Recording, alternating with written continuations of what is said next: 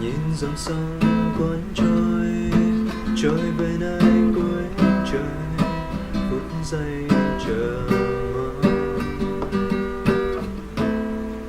mong chờ nơi phố quen, thấy dáng em yêu kiều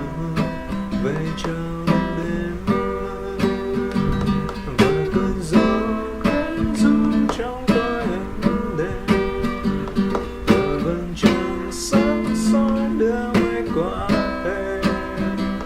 lặng nhìn em bóng qua những sao không gọi nên lời, gọi tên em vỡ tan những chiều mưa rơi,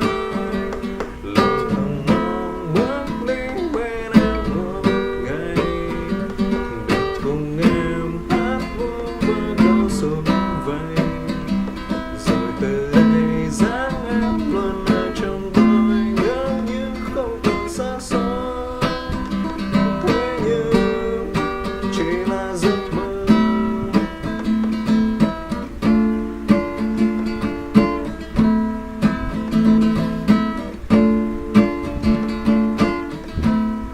Khi thời gian chóng qua, bao mơ đã xa, vẫn nuối hoài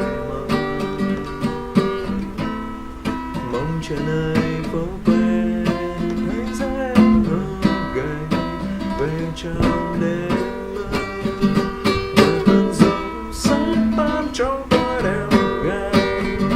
từ vầng trăng sao sương đêm giăng đầy,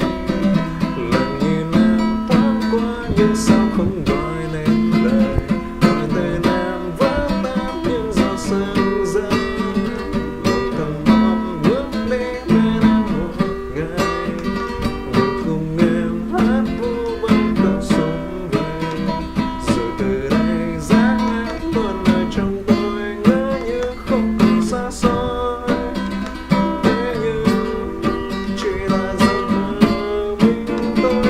với nỗi ưu phiền trọn về nơi xa, vương vấn